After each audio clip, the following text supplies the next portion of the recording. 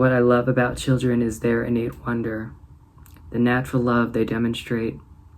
To me, it is evidence of the eternal, proof that the universe is made of love. As a child, I had the subtle suspicion that there is a direct link between this feeling in my heart and why we are truly here. My natural instinct was that if I protect my heart, I will protect my life. I knew my heart held higher guidance, and I knew its love was my direct communication to what I called God at the time, which we also understand as the universe, source, universal intelligence, or spirit guides. And although I did not have the words, I had the knowing, our spiritual instincts, for we do not need language to articulate the great beyond. We are a part of it. It is a part of us that is spellbound by a purple sunset, a liquid melody melting the clouds into films of stardust. Nature is speaking to you. The question is, can you decipher nature? I wanted to read one of the introductory paragraphs to my book that is coming out July 13th on Amazon. You know, one of my intentions for this book was to take hold of all of this metaphysical information that we've all been exposed to. What I love about the Facebook group Divine Creators with Cody is that there is such an archive of so many years of progression, of journeying, of spirituality, of ups, of downs, and everything in between.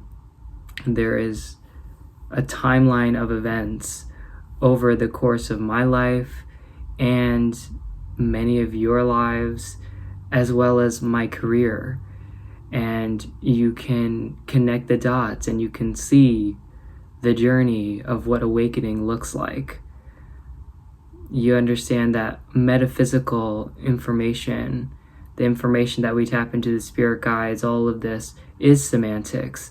It's other ways to describe the great beyond. There's so many ways to put words. There's so many ways even beyond words to describe spirituality, the universe, the great beyond, the great unknown. We are all tapped into it from moment to moment, different times, more than other times. And what I wanted to do with this book is help us all understand. I do know this information, right, about metaphysics, about spirit guides, about extraterrestrials, angels, dimensions, consciousness, astral travel. Yet the trajectory of my work and of my spiritual development has led me into understanding that the only thing that really truly exists, the only thing that is real, is love. And anything outside of that is an illusion. And that is what I have learned over the years of practicing work with trauma integration work, healing work. There are so many different ways and so many different stages of healing. Many of us begin the spiritual journey by taking down the false identity that our pain and our suffering has carved us into, so that we can let out the nature of who we were meant to be all along. And that's the real takeaway from writing this book. You understand, when I was writing this book, I was called to write it in downloads. So what I did was I sat down each time I knew I was receiving a download, and I just wrote that download down. And that download became one passage. And each time I received a download, I did the same thing. I sat down and I wrote that passage, I wrote that passage, I wrote that passage. And through completing the book, I was able to connect the dots of what the overall download of this message was from Spirit. And it was very wholesome. It was something that sort of gathered from everything that I have learned and what I was supposed to learn from what I have learned. And that is the continual unfoldment of evolution. There is always more, there is always more, there is always more. So what I have found is that there is absolutely a version of you the universe intended you to be. There is a version of you that whose power exemplifies what the universe wanted you to be. And the reason for that is what we go into in the book as well. You are being called by the universe. It is why you are here. You are an extension of that universe, which means you know that intention deep down. And you in your love, the love that you represent, are the version of you the universe wanted for you, because you in your love makes you the most available to the world, to those around you. You in your love make you most happy, most confident to be of service in the ways you are guided and most naturally lead in service. Okay? Service in terms of gathering what your unique skill sets and your unique joys and loves and passions in life are, and finding a way that you fit into this grand design, this puzzle. We are all being used for the greater intention of the whole universe. And evidence of this is everywhere. If you really look down to, for example, last night, making a sandwich, what I found was some of the loaves of bread had mold on it. So had I not had that random impulse to make a sandwich at an hour that I typically do not have, I wasn't really that hungry either, I found this loaf of bread and I found that mold on the bread. So you see the way that when you are hooked into source, you will be guided in ways that you don't know that you're going to serve.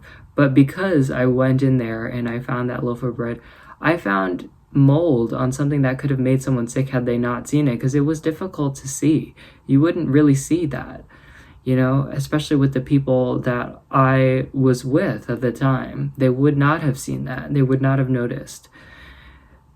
So it's interesting the way you are guided once you plug into that consciousness, because it will be of service and benefit to you because you're following your emotions that always feel good. But you are also serving the collective, right? Because you are being guided in ways that is of service to those around you as well, in ways that you may not ever fully know the extent of.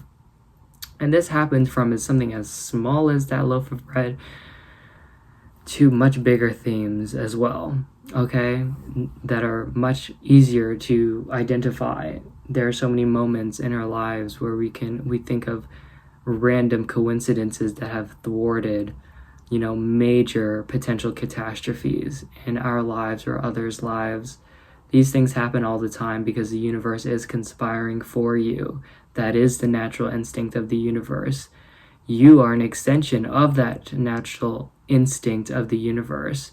Therefore, you will be compelled into your highest, most abundant, most happiest self, because that is of service to the collective of all.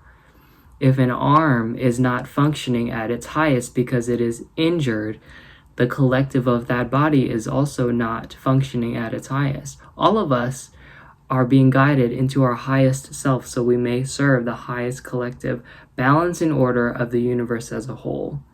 And that's my intention behind this book, is for us to understand that love is the only thing that exists, love is the only thing that is real, and love is the only reason why we are here. And love is spelled out in many, many, many, many, many different ways, okay? But when we identify and can feel that stream of our truth, of our light, of our life energy, our connection, when we can feel the subtlety of that and surrender into that current, we are allowing ourselves to be what the universe intended you to be. And the one thing that I can guarantee you is the universe's intention for you is far bigger and better than anything that you could perceive for yourself. So there is that greater mind that we are all connected in this hive consciousness, right? That is always feeding us. And then there's our little mind, right? That's always scheming, figuring things out, trying to find its way, stay alive. That's also called the ego. But we are not our ego. That's just another voice in our head, right? I always understand the ego as the one that starts like actually thinking thoughts in full sentences and going over them in my head. I'm like, okay, well, that's not me because I'm aware of that voice. So I'm the awareness of that voice, right? I'm the spectator of this activity that's occurring in my mind. And that is the truth of who you are. And what I talk about in this book of the channel of the universe is that stream is where we channel from.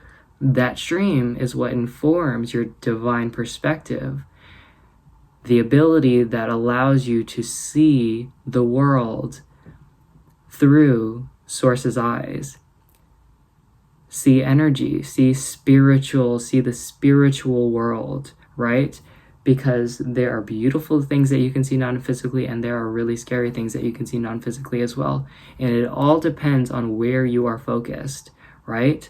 So when we are tuned into that current of our natural channel of the universe, the only things that come through are light and our love and will not harm you and will feel good. And you will know that because it is beautiful. It is like a light cascading in a moment of beauty, synchronicity.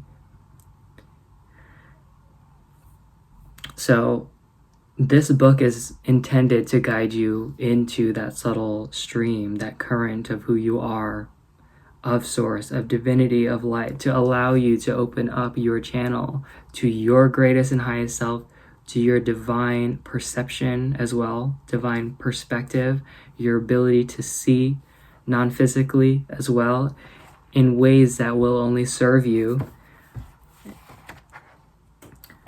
And we also have a lot about auras in this book as well. So understanding the semantics of aura and how understanding your own energy, your own aura, as well as the health of your aura and other people can give you a glimpse into understanding people beyond the physical. And one of the many ways, okay? So it is a metaphysical handbook. It's called The Channel of the Universe, Insights, Awakenings, Incantations for the Soul. And this will be available on Amazon. I'll post the link in the description for anybody who feels like they may find resonance with that book. I just want to thank you all again just for being so supportive and loving and kind during this period. This is so special, and I'm just so privileged and honored to be able to share this with all of you. So thank you all from the bottom of my heart. Sending so much love and light to all of you. Peace and love. Bye, guys.